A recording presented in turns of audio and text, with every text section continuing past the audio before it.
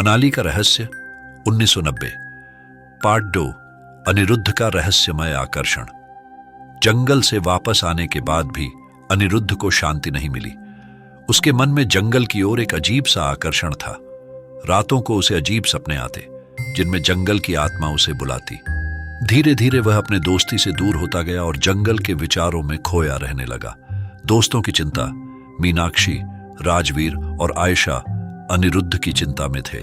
वे समझ नहीं पा रहे थे कि जंगल ने उस पर क्या प्रभाव डाला है। उन्होंने उससे बात करने की कोशिश की, परंतु अनिरुद्ध ने उनसे दूरी बना ली। एक नया रहस्य। एक दिन अनिरुद्ध को एक पुराना नक्शा मिला जो जंगल के अंदर एक गुप्त स्थान की ओर इशारा करता था। नक्शे में अजीब चिन्ह और भाषा का प्रयोग किया गया था जिसे केवल आयशा समझ सकती थी। खोज की शुरुआत। आयशा ने नक्शे का अध्ययन किया और अपने दोस्तों को बताया कि यह नक्शा जंगल के एक गुप्त मंदिर की ओर ले जाता है। मंदिर में एक शक्तिशाली कलाकृति छिपी हुई है जो जंगल के भाग्य को बदल सकती है। चुनौतियों का सामना। चारों दोस्तों ने एक बार फिर जंगल की ओर जाने का फैसला किया। रास्ते में उन्हें कई चुनौतियों का सामना करना पड़ा।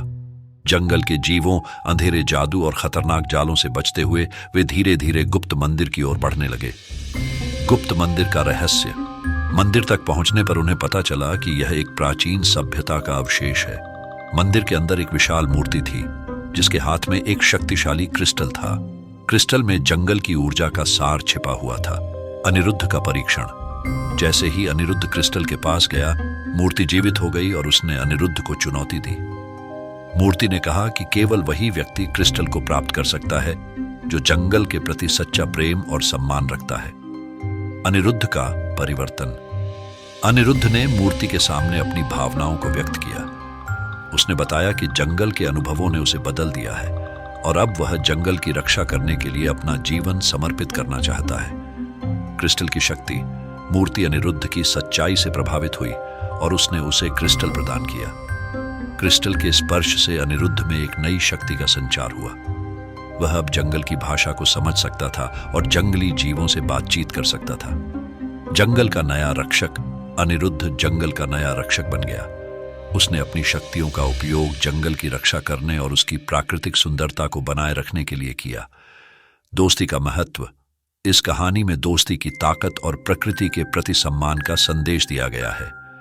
जंगल के अनुभवों ने चारों दोस्तों को एकजुट किया और उन्हें जीवन के महत्वपूर्ण मूल्यों को समझने में मदद की। कहानी का अंत। अनिरुद्ध जंगल में रहकर अपनी शक्तियों का उपयोग जंगल की रक्षा करने और उसकी प्राकृतिक सुंदरता को बनाए रखने के लिए करता रहा। उसके दोस्त भी उसे समय समय पर जंगल में जाकर मिलते थे। आशा है आपको यह कहानी पसंद आई होगी। अगर आप ऐसी ही भूतिया कहानियां सुनना चाहते हैं तो हमारे चैनल भूतिया एहसास को लाइक, कमेंट और सब्सक्राइब जरूर करें। मिलते हैं फिर अगली भूतिया कहानी में। तब तक के लिए ख्याल रखें और मजे करें।